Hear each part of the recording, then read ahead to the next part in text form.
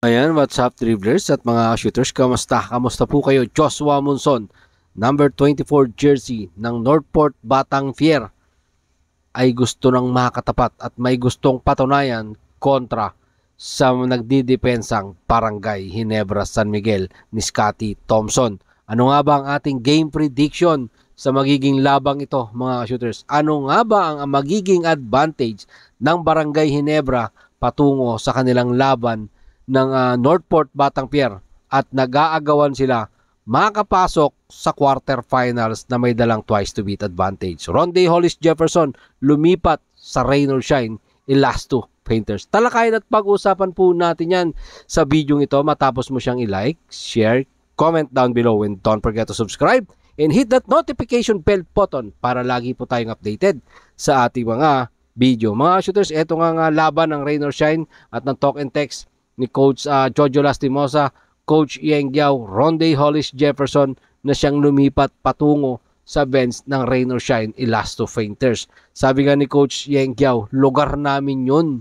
Bakit siya naandun? Kung kinukumpronta niya yung referee, mga shooters, dapat doon lang siya sa bench ng Talk and Text Tropang Giga. Ang katwiran po ni Ronde, isa siyang fans na kahit saan niya gustong pumunta around the basketball or around the Araneta Coliseum, pwede niyang gawin yon. Well, mga shooters, hindi po, dahil sa aking panunood ng basketball dito sa Araneta, sa Inari Center, sa MOA Arena, may number po kasi yung mga upuan 'di ba? May mga numero po yan. Kung anong numero ang binigay sa'yo, doon ka lang. Siya napunta na siya doon sa likod ng bench ng Rain or Shine. Sabi nga ni Coach Yeng Giao, may mga tao sila ron na pwedeng hindi maganda ang magiging reaksyon patungkol sa ginawang panunugod ni Ronde Hollis Jefferson. Sa ganang akin mga shooters, maning-mali po talaga yung ginawa ni Ronde dito na pagsugod o pagpunta doon sa bench ng Rain or Shine Elasto Painters para kumprontahin mo yung referee. Bakit doon sa likod ng Rain or Shine bench? Mga shooters, sabi nga ni Coach, may mga tao sila ron. At maswerte si Ronde dahil hindi nagkaroon ng malaking trouble doon at naawat siya nila Poy Eram pabalik doon sa likod ng bench ng Talk and Text Tropang Giga na pinamumunuan naman ni Jojo Lastimosa.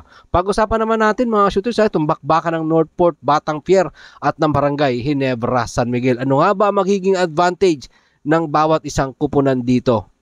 Mga shooters, ang isa sa akin nakikitang magiging advantage ng Ginebra San Miguel pag kumana itong si Christian Stan Hardinger at gumanda ang laban kapag ito namang pinahirapan itong import ng Northport Batang Pier, mga shooters, at maging maganda ang ambag nila Scotty Thompson para sa Barangay Ginebra San Miguel. Magiging maganda ang laban na to.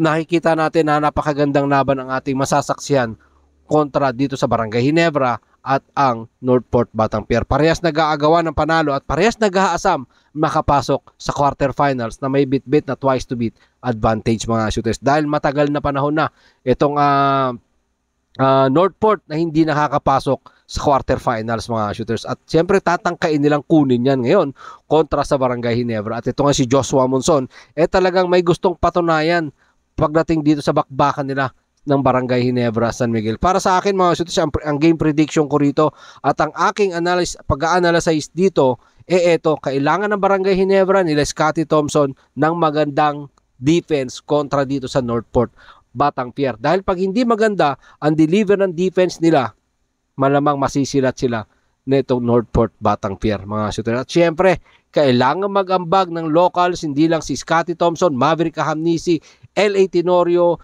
etong si Tony Bishop. Kailangan magtulong-tulong ang kupunan ni Coach Tim Cone para maiuwi nila yung panalo at magkaroon sila ng maliit na tsansa pa na makapasok pagdating ng twice to beat advantage sa quarterfinals, mga shooters. At syempre, importante rito, bawasan nila yung napakaraming turnovers ng Barangay Ginebra San Miguel. At syempre, kailangan nilang stop lahat ng locals ng Northport Batang Pier, most especially Joshua Monson, Arvin Tolentino, Binky Joyce, at lahat ng pwedeng stop dito na pwedeng gumawa sa kupunan ng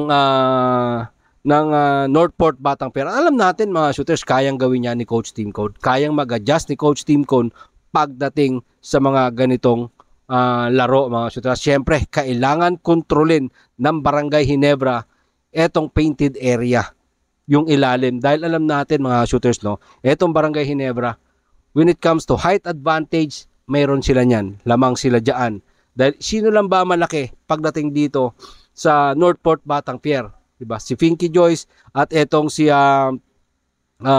Prince Capiral na dating Barangay Ginebra. Of course, si Japet Aguilar nandito sa Barangay Ginebra. Christian Stan Hardinger nandito at si Tony Bishop na malaki rin naman ang size nito ni Tony Bishop. Kaya kailangan magpakita ng tikas at lakas si Tony Bishop rito, si Maverick Ahamnisi, itong locals ng Barangay Ginebra kung gusto nilang maiuwi ang matamis na panalo kontra dito sa kupunan nila Arvin Tolentino. Etong si Stanley Fringel, kailangan din mag-step up ito. Sila Sidney Onmovere, no, kailangan ito ng locals talaga. Ng locals ng Barangay Ginebra, Bon Pisumal, kailangan dito umiscore, kailangan niya magpakita ng lakas at tikas laban dito sa Northport Batang Pier.